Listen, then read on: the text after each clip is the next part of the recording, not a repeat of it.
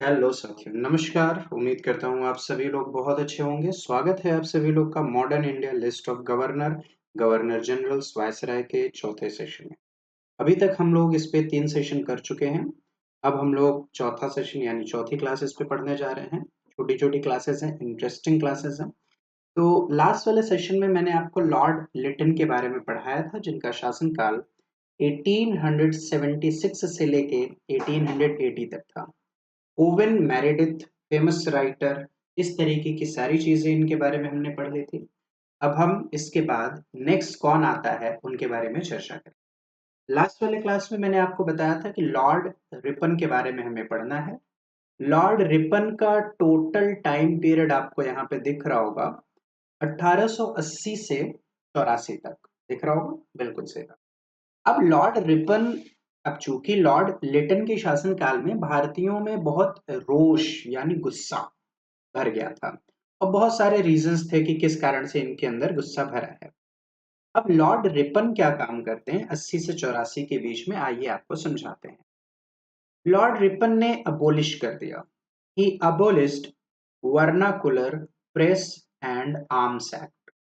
जो lord Lytton ने चालू किया था वर्नाकुलर प्रेस और आर्म्स एक्ट, हथियार अधिनियम, इसको 1882 में लॉर्ड रिपन महोदय ने समाप्त कर। ठीक है बात, ये पॉइंट आपको नोट करना। नेक्स्ट पॉइंट है, he increased maximum age limit for ICS exams from 19 to 21, यानी जो पुराना वाला था केस उसके ऊपर लाके रख दिया। लॉर्ड लिटन ने क्या किया था, इसी एज को 21 से कम करके 19 कर दिया था। भारतीयों में गुस्सा आया जो एस्पिरेंट्स थे, और बाकी बड़े पढ़े लिखे वर्ग भी इससे क्रोधित हुए थे। तो इन्होंने क्या काम कर दिया, एक बार इसको फिर से ठीक कर दिया। He started local self government. Local self government का मतलब है स्थानीय स्व सरकार। मेरे दोस्तों, इन्होंने स्टार्ट तो किया local self government. Local self government का मतलब क्या होता है, जैसे आज के जमाने में हमारा देश में ग्राम पंचायत भी है यानी विलेज पंचायत भी है, और म्यूनिसिपालिटीज, म्यूनिसिपल कॉरपोरेशन, इस तरीके की चीजें भी हैं। यानी ग्रामीण लोगों को अगर किसी भी चीज के लिए न्याय की आवश्यकता है, जरूरत की आवश्यकता है, ग्रामीण समाज का विकास करने की आवश्यकता है, तो ग्राम पंचायत इस काम को संभाल सकता है और करता भी है। यानी भारत में जो 70 कॉन्स्टिट्यूशन में जो आपने पढ़ा होगा, 73rd अमेंडमेंट के द्वारा 1992 में पंचायती राज को जोड़ा गया। 74th अमेंडमेंट के द्वारा 1992 में म्यूनिसिपालिटी को जोड़ा गया, नगर पालिका को जोड़ा गया 11th एंड 12th शेड्यूल में। तो यहाँ पे चीजें तो पहले से स्टार्ट हो गई हैं, देख रहे हो ना। 1883 के आसपास से स्टार्ट हो गई है लोकल सेल्फ गवर्नमेंट, लेकिन इस लोकल सेल्फ गवर्नमेंट का कोई अधिनियम नहीं आया था, कोई एक्ट पास नहीं। उसके बाद भी लॉर्ड रिपन को father of local self government कहा जाता है। स्थानीय स्व सरकार का पिता कहा जाता है किसको, लॉर्ड रिपन को। क्लियर है इतनी बात, आगे बढ़ते हैं। तो लोकल सेल्फ गवर्नमेंट क्या है, ग्रामीण क्षेत्र में और शहरी क्षेत्र में आराम से, मतलब बेसिक लेवल पे सबको काम देना और सबको न्याय दिलवा देना। जैसे अब देखो, ग्रामीण, हमारा जो ग्रामीण क्षेत्र है 3 पार्ट में डिवाइड है। ग्राम पंचायत, फिर उसमें मिल जाता है तुम्हें नगर पंचायत, ऐसे मिलता है ना, छोटा छोटा पार्ट मिल जाता है ब्लॉक लेवल पे, और जिला परिषद। एक होता है ग्राम पंचायत, एक होता है ब्लॉक, और एक होता है जिला परिषद। ऐसे ही अगर हम लोग शहर की बात करें, जहाँ पे अर्बन एरिया होता है, तो वहां पे तुम्हें क्या मिलता है, जिला पंचायत मिलता है, नगर निगम मिलता है, और क्या मिलता है, नगर पालिका मिल जाता है। तो हालांकि इन सबको हम लोग पॉलिटी के चैप्टर में इन डिटेल भी पढ़ेंगे, फिलहाल यहाँ पे आपके समझो। क्लियर है यहाँ पे इतनी बातें। ड्यूरिंग हिज टाइम, इन्हीं के शासनकाल में first decadal census was conducted. देखो, एक समय है 1872 का। कौन सा समय, 1872 का समय है, जिसमें लॉर्ड मायो के शासनकाल में पहली बार जनगणना भारत में हुई थी, आपको याद होगा।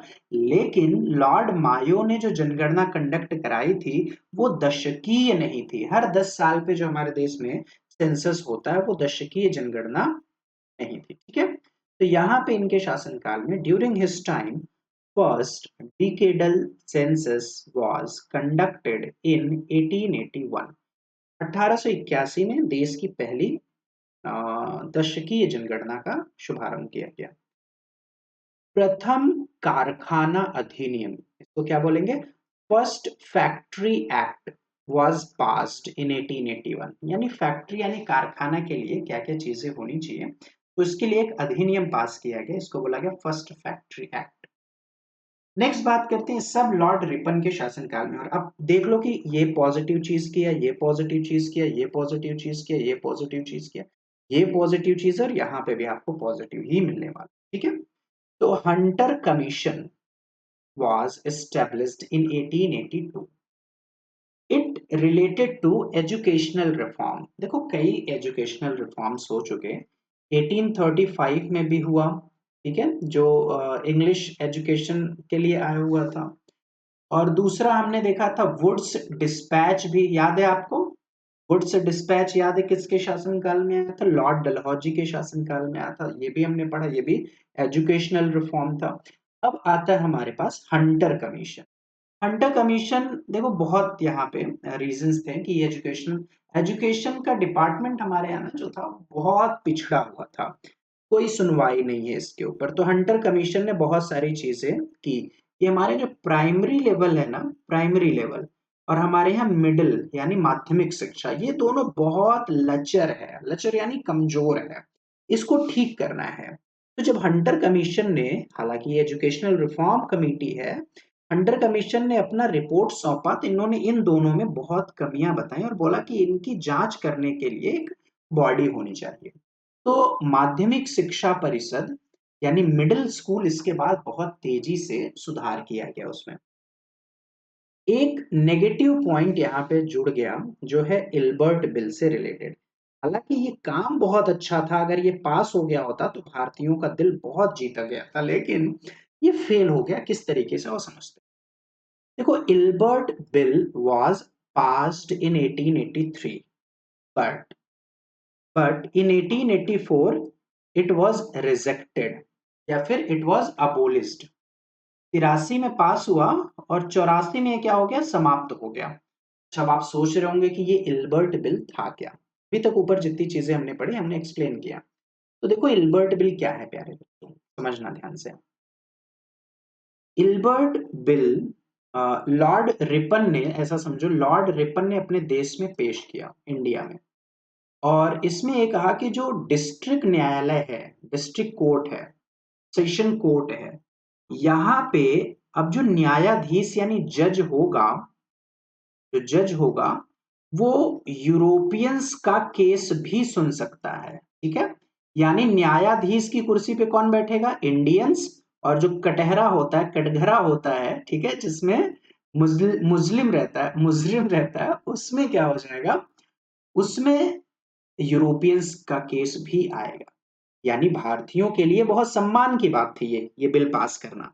अब इसमें गुस्सा किसको आएगा, तो इसमें जो यूरोपियंस थे, जो व्हाइट पीपल थे, वो लोग इस बिल का विरोध करना शुरू कर दिए।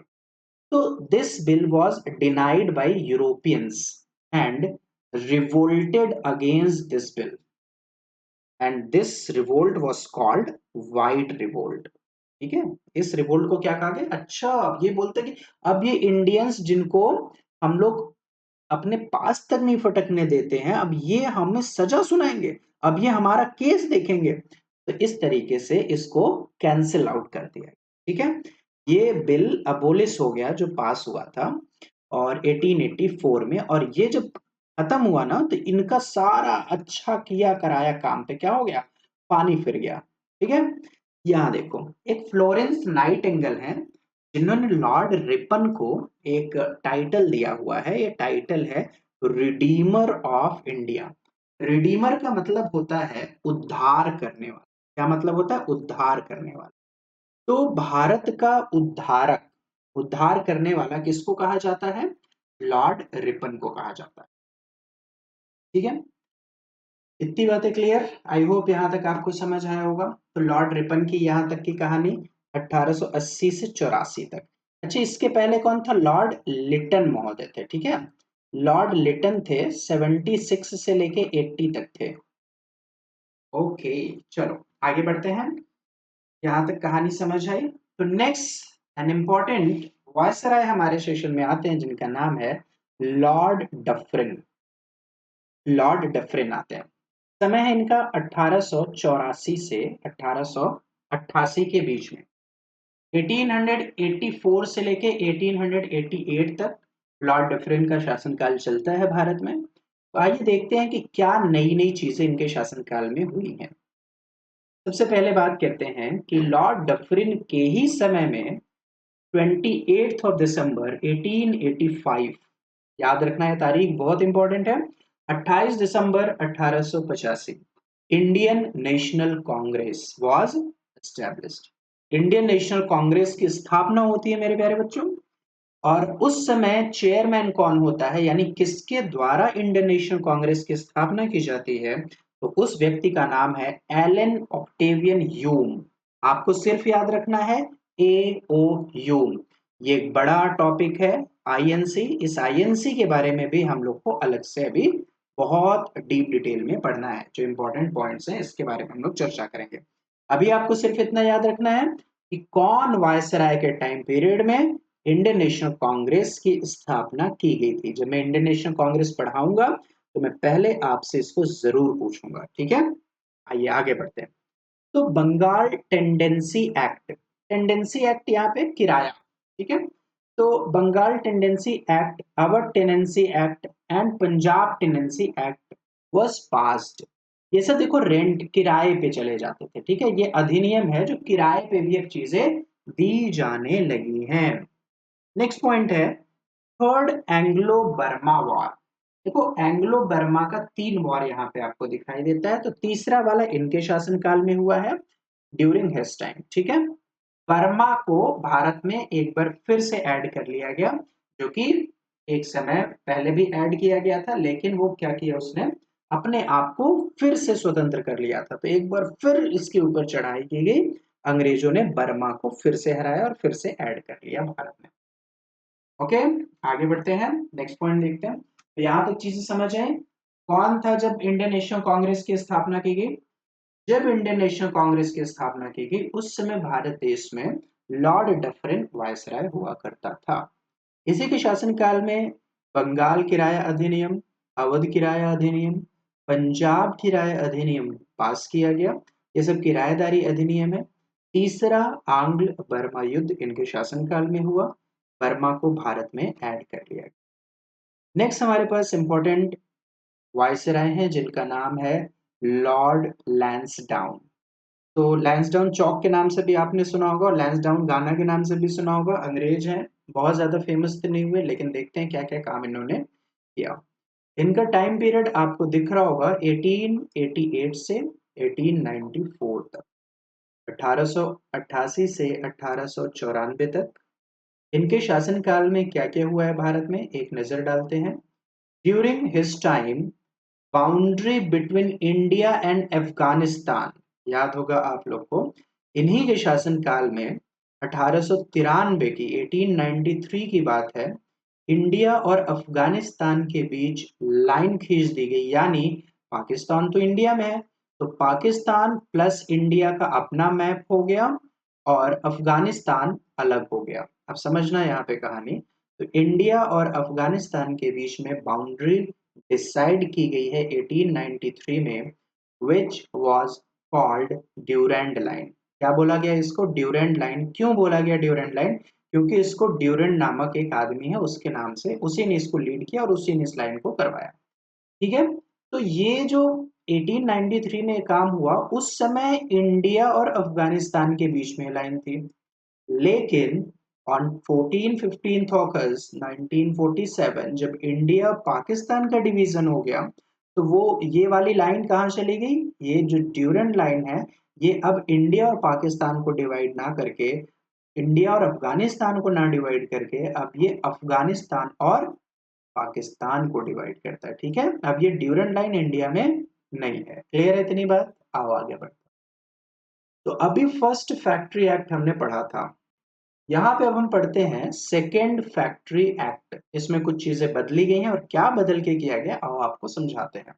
तो first factory act was passed पहला फैक्ट्री अधिनियम पास हो चुका था, यहाँ पे सेकंड है, ठीक है, ये सेकंड। तो second factory act was passed and said that, और यहाँ पे कहा गया, क्या कहा गया, females will not work more than 11 hours in a day.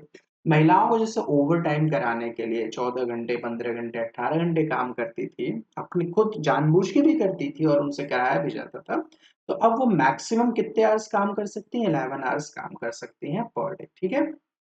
Next point इनके में 1891 में age of consent bill pass किया गया था। क्या पास किया गया, age of consent bill pass किया गया था, यानी सहमति बिल इनके द्वारा पास किया गया 1891 में।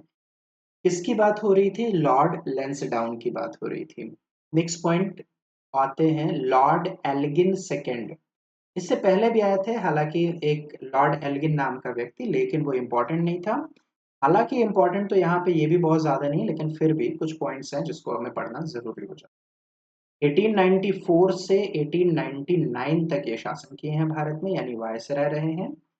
तो southern uprising of 1899, great famine, इन्हीं के शासनकाल में सारे पॉइंट्स हैं, ठीक है। ग्रेट फेमाइन ऑफ 1896-97, बड़ा खतरनाक सूखा पड़ा, आपदा आया, and Lyall commission on famine was established.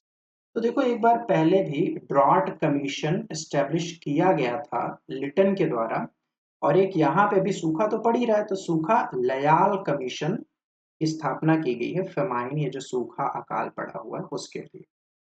इसी के शासनकाल में रेवोल्यूशनरीज यानी क्रांतिकारी, क्रांतिकारी एक्टिव हो गए मेरे दोस्त, ठीक है। क्यों हो गए एक्टिव, कहानी इसके पीछे का बहुत बड़ा है। जब इंडियन नेशनल कांग्रेस की स्थापना 1885 में कर दी गई थी, तो भारतीयों को लगा कि इंडियन नेशनल कांग्रेस अब देश की आजादी के लिए कुछ बात करेगा, यानी कुछ अपने पॉइंट्स रखेगा और देश को अच्छे हित में आगे लेके जाएगा, लेकिन ऐसा कुछ नहीं हुआ। इंडियन नेशनल कांग्रेस सिर्फ और सिर्फ कैसा हो गया, अंग्रेजों के लिए सेफ्टी वॉल्व की तरह काम करना शुरू कर दिया, यानी अब अंग्रेजों के ऊपर कोई प्रेशर नहीं जा रहा था। तो इसी के टाइम पीरियड में अब भारतीय सोचे कि यार कुछ जो क्रांतिकारी थे वो एक्टिव होना शुरू कर दिए, कि देखो आईएनसी से तो कुछ नहीं होगा, अब जो करना है हम लोग को करना है। During his time revolutionaries became active. अब यहाँ पे एक्टिव में कौन आता है, चापेकर ब्रदर्स आते हैं। तो Chapekar brothers killed British plague commissioner. एक प्लेग कमिश्नर अपॉइंट किया गया था, ब्रिटिश अधिकारी था। तो चापेकर बंधु दोनों भाइयों ने प्लेग कमिश्नर को मार दिया। क्या नाम था उसका, डब्ल्यू सी रैंड, ठीक है। प्लेग कमिश्नर का नाम है डब्ल्यू सी रैंड, उसकी हत्या कर दी। इसी के शासनकाल में during his time 45 lakh people died. अब ये डेटा करेक्ट है या नहीं करेक्ट है ये तो कहा नहीं जा सकता, तो फिर भी ये डेटा बहुत ज्यादा लग रहा है, लेकिन इसके शासनकाल में अब कुछ नहीं तो 10-15 लाख, 5-6 लाख लोग तो मरे ही होंगे। तो मैं ये समझ लेता हूँ कि lot of people died in drought and plague. अब पहले के जमाने में कोई वैक्सीन तो होता ही नहीं था, जस्ट इमेजिन कि इस बार भी लाखों लोग, कई लाखों लोग मरे थे 2020 में जो कोरोना आया था। अब अगर वैक्सीन टाइम पे नहीं आ जाती तो क्या इनको बचा पाना मुश्किल था। अपने यहाँ ही डेटा, इंडिया में, पूरे वर्ल्ड में तो करोड़ों लोग मरे, लेकिन इंडिया की अगर सिर्फ बात कर ले तो यहाँ पे भी करोड़ों का डेटा फिर मिलना शुरू हो जाता कि लोग मरे, वैक्सीन ही नहीं है। गांव का गांव, शहर का शहर गायब होना शुरू हो जाता। तो उस समय प्लेग का कोई वैक्सीन नहीं होता था। किसी गांव में अगर किसी को फैल गया प्लेग तो उसका पूरा परिवार साफ हो जाता था, पूरा गांव साफ हो जाता था, पूरा मुल्क वहां का साफ हो जाता था, 10-20-50 गांव के लोग मर जाते थे। अब यहाँ भी सरकारें कुछ नहीं करती थी या ना कर पाती थी। तो आगे बढ़ते हैं। Next most important point Lord Curzon का आता है। लॉर्ड कर्जन साहब ने क्या किया, आइए समझते हैं। देखो लॉर्ड कर्जन का जो टाइम पीरियड है वो है 1899 से लेके 1905, 1899 से 1905 तक। बहुत बड़ा है लॉर्ड कर्जन का शासनकाल, सिर्फ समय के हिसाब से नहीं, जो इसने काम किया है। अ कमीशन वॉज अपॉइंटेड, एक आयोग की स्थापना कर दी गई इसके शासनकाल में, अंडर सर थॉमस रिले। ठीक है, यहाँ राले नाम लिखा है, वैसे रिले नाम है। तो a commission was appointed under sir Thomas Raleigh. कब किया गया? 1902 में। अच्छा, क्यों किया गया है, आओ देखते हैं। To suggest reforms regarding universities, ठीक है, विश्वविद्यालयों के सुधार के लिए एक समिति की स्थापना की गई, एक आयोग की स्थापना की गई, जिसका अध्यक्ष था सर थॉमस रिले 1902 में। और इन्हीं के समय में the Indian university act 1904 was passed। Clear इतनी बात? On the basis of its recommendation, ये जो कमीशन है, कमीशन ने रिकमेंडेशन किया कि एक भारतीय विश्वविद्यालय अधिनियम पास किया जाए, और रिगार्डिंग, तो उस अधिनियम के तहत ही विश्वविद्यालय को चलाया जाए। बिल्कुल सही बात थी, और इसको पास कर दिया गया। नेक्स्ट पॉइंट की बात करें तो ancient monuments preservation act, AMPA, ठीक है, प्राचीन जो समय की जो हमारी चीजें बनी हुई थी, मॉन्यूमेंट्स बने हुए थे, इंफ्रास्ट्रक्चर बने हुए थे, इसके प्रिजर्वेशन के लिए, संरक्षण के लिए अधिनियम 1900, यहाँ 94 लिखा है ना, 1904 होना चाहिए, 1904 में इसको क्या किया गया? पास किया गया। 10 आर्कियोलॉजिकल सर्वे ऑफ इंडिया, जो आजकल आप लोग देखते हो, सर्वे ऑफ इंडिया जिसका हेड क्वार्टर यहाँ आपको मिल जाता है, देहरादून में भी इसके ब्रांचेस हैं, तो सर्वे ऑफ इंडिया का स्थापना किया गया। आर्कियोलॉजिकल सर्वे ऑफ इंडिया, जहां पे मैप्स बनते हैं, क्या, हर राज्य का, हर जिले का, हर शहर का, हर गांव का मैप सर्वे ऑफ इंडिया में बनता है। तो ये सर्वे ऑफ इंडिया की स्थापना यहाँ पे होती है। एग्रीकल्चरल रिसर्च इंस्टीट्यूट, ठीक है, agricultural research institute was established at Pusa in Delhi. Poona मत समझ लेना, दिल्ली का एक पूसा जगह है, वहां पे ये स्थापित किया गया।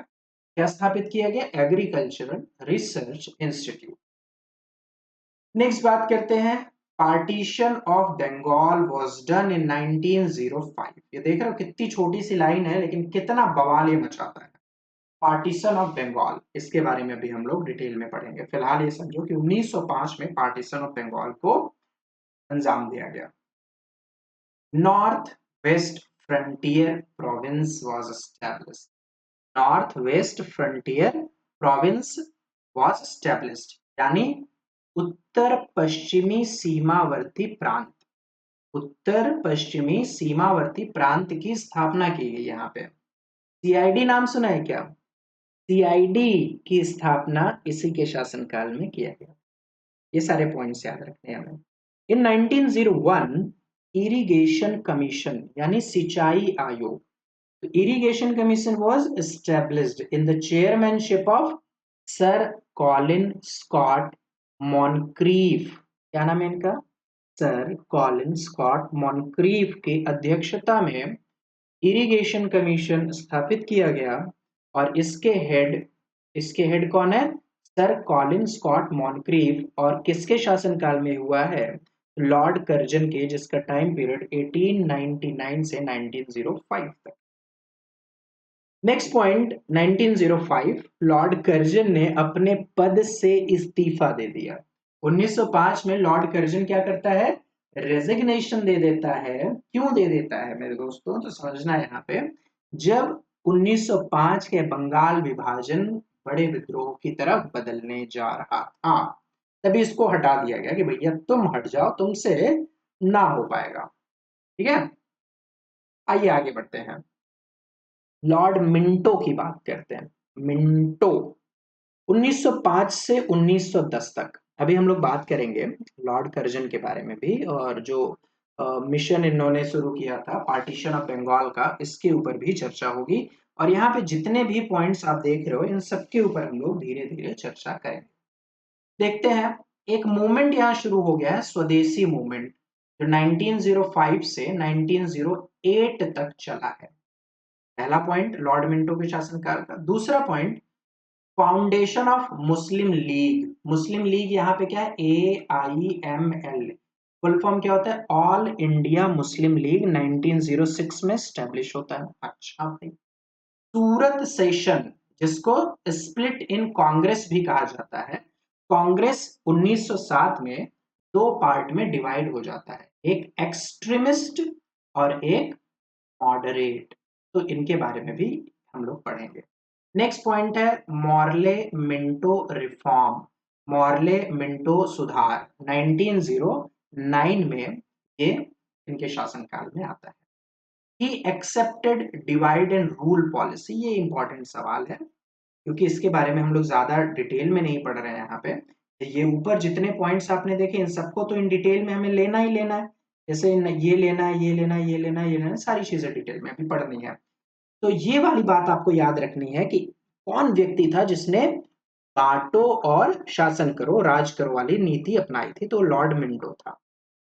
ही सेंट बाल गंगाधर तिलक इन जेल, इसी के शासनकाल में 1908 में बाल गंगाधर तिलक को जेल भेजा गया फॉर 6 इयर्स। और कहां पे भेज दिया गया? बर्मा की जेल 1908 में। अच्छा, मजे की बात यह है कि 1908 में गांधी जी भी पहली बार जेल गए थे, लेकिन इस समय वो कहाँ थे? South Africa. तो साउथ अफ्रीका की जेल में, ठीक है। Khudiram Bose was hanged during his time, पहला आदमी जिसको फांसी यहाँ पे हुआ है, खुदीराम बोस को फांसी दे दी गई। इन्होंने क्या काम कर दिया था? He threw bomb on the chariot of magistrate of Calcutta. तो कलकत्ता के मजिस्ट्रेट के गाड़ी के ऊपर, जो उसका रथ चलता है, उस बग्गी के ऊपर, चैरियट के ऊपर इन्होंने क्या किया था? बम फेंक दिया था, ठीक है। कैलकाटा किंग्स फोर्ट, किसके हेल्प के द्वारा? विद हेल्प ऑफ प्रफुल्ल चाकी। प्रफुल्ल चाकी ने इसमें उनकी मदद की थी। तो खुदीराम बोस को क्या हो गया? यहाँ पे फांसी हो गया मेरे को, ठीक है। इतनी बात क्लियर। अभी हम लोग को क्या क्या चीजें पढ़नी है? अभी हमें यहाँ पे स्वदेशी मूवमेंट के बारे में पढ़ना है, फाउंडेशन ऑफ मुस्लिम लीग के बारे में पढ़ना है, सूरत सेशन, सूरत विभाजन, कांग्रेस का विभाजन, इसके बारे में पढ़ना है, मॉर्ले मिंटो रिफॉर्म्स के बारे में पढ़ना है, और पीछे हमने अभी पार्टीशन ऑफ बंगाल देखा है ना, उसके बारे में पढ़ना है। ये सारी चीजें अभी एक एक करके पढ़नी है। आपको फिलहाल यहाँ से क्या याद रखना है कि इसने divide and rule policy accept की। यहाँ दोस्तों मैं आपको क्या कर रहा हूँ, ज्यादा जो पॉइंट्स है ना, इनके शासनकाल में ये सारी चीजें हुई, उसको मैं आपको टच करा दे रहा हूँ, ठीक है, टच करा दे सारी चीजें। इसके बाद अभी इन सबको डिटेल्स में भी पढ़ना है, जैसे आप समझाते हैं आपको। जैसे पार्टीशन ऑफ बंगाल के बारे में हमें पढ़ना है बहुत अच्छे तरीके से। और अभी एक चीज हमने पढ़ी थी यहाँ पे कि इंडियन नेशनल कांग्रेस की स्थापना हुई है। इंडियन नेशनल कांग्रेस के सारे इंपॉर्टेंट सेक्शंस देखने हैं, गांधी जी के बारे में सारी चीजें पढ़नी है एक एक करके। तो ये सारी चीजें अभी हमें पढ़नी है। जैसे देखो, एक छोटी सी बात आपको यहाँ से शुरू करता हूँ, स्वदेशी मूवमेंट। स्वदेशी मूवमेंट से हम लोग कहानी आगे बढ़ा, समझना ध्यान से। When on 20th जुलाई 1905, अब ये कहानी आपको बहुत ध्यान से समझनी है। कहानी है 1905 की लॉर्ड कर्जन के शासनकाल की। लॉर्ड कर्जन क्या करता है? Lord Curzon announce that on 20th जुलाई 1905, क्या अनाउंस करता है? ये इस समय वायसराय है भारत का। तो on 20th July 1905 Lord Curzon announce that on coming 16th अक्टूबर, आने वाले 16 अक्टूबर को, अनाउंसमेंट कब हुआ है? 20 जुलाई को। यह अनाउंसमेंट हुआ कि आने वाले 16 अक्टूबर को, on 16 October 1905, Bengal will be divided into two parts. Bengal को दो भाग में विभाजित कर दिया जाएगा। अच्छा, क्या नाम रखा जाएगा विभाजित करके? एक का नाम रखा जाएगा ईस्ट बंगाल, और जिसकी कैपिटल ढाका। दूसरे का नाम रखा जाएगा वेस्ट बंगाल, और जिसकी कैपिटल कैलकाटा, ठीक है। एक का नाम ईस्ट बंगाल, अब समझना यहाँ पे, अगर मैं छोटा सा आपको दिखाता हूँ, ये समझ, ये यहाँ पे कहीं अगर मैं बड़ा सा ऐसे बंगाल बना दूं, तो इसको इसने बोला कि ऐसे दो पार्ट में डिवाइड कर ले। अब इस तरफ क्या आएगा? ईस्ट बंगाल, और इस तरफ वेस्ट बंगाल। ईस्ट बंगाल का कैपिटल ढाका, वेस्ट बंगाल का कैपिटल कोलकाता बना दिया। ठीक, मान लेते हैं बात, चलो ठीक है। अब समझो कि इसने, लॉर्ड कर्जन ने कहा कि ये एडमिनिस्ट्रेशन के लिए बड़ा मुश्किल होता है, बहुत बड़ा प्रोविंस है, इसलिए एडमिनिस्ट्रेशन को आसान बनाने के लिए हम क्या कर रहे हैं, हम इसका डिवीजन कर रहे हैं यानी विभाजन कर रहे हैं, लेकिन ऐसा था नहीं। ये रिलीजन बेस्ड पे यहाँ पे किया। जब वेस्ट बंगाल वाला पार्ट है यहाँ तकरीबन 5 करोड़ हिंदू हैं, और जो ईस्ट बंगाल है जिसकी कैपिटल ढाका, यहाँ तकरीबन 3 करोड़ मुस्लिम है। समझ रहे हो? तो ये डिवाइड एंड रूल को ही फॉलो करके आगे बढ़ा जो पहले था। अब कहानी बदल रही है, तो इसने इस तरीके से डिवीजन किया। अब क्या होता है, भारत वाले इतने आसानी से तो मानेंगे नहीं। देन इंडियन नेशनल कांग्रेस की स्थापना 1885 में हो चुकी है। Then Indian National Congress initiated swadeshi movement. ठीक है, स्वदेशी आंदोलन शुरू करते हैं बंगाल में, और तारीख ऑन 7 अगस्त 1905। 20 जुलाई को यह अनाउंसमेंट हुआ, 7 अगस्त को हमने स्वदेशी मूवमेंट शुरू कर दिया। Swadeshi movement was launched as a protest, एक विद्रोह के लिए यानी प्रोटेस्ट के लिए, as a protest which also gave a lead to the boycott movement. तो अब इस मूवमेंट का नाम बदल के क्या हो जाता है मेरे दोस्तों, स्वदेशी बॉयकॉट मूवमेंट। क्या हो जाता है, स्वदेशी बॉयकॉट मूवमेंट। अब ये कभी मत समझना कि स्वदेशी बॉयकॉट मूवमेंट का मतलब क्या होता है, जो 1905 में शुरू हुआ कि स्वदेशी का बहिष्कार करो। बॉयकॉट मतलब बहिष्कार होता है, तो यहाँ पे मतलब था कि स्वदेशी अपनाओ और विदेशी चीजों का क्या करो, बहिष्कार कर दो यानी त्याग दो। ठीक है, इतनी बात क्लियर। तो this movement was started by S N Banerjee, Surendra Nath Banerjee. कहां पे शुरू किया, एट टाउन हॉल कलकत्ता। ठीक है, on 16 October Raksha Bandhan day and sorrow day in Bengal was celebrated, यानी शोक दिवस भी मनाया गया और रक्षाबंधन दिवस भी उस दिन मनाया गया था। यानी हिंदू भाई मुस्लिमों को राखी बांध के, लड़कियां लड़के एक दूसरे को सबको राखी बांध के कि हम लोग एक हैं, हम लोग को ये कर्जन के द्वारा हटाने से या फिर पार्टीशन करने से कुछ नहीं होगा।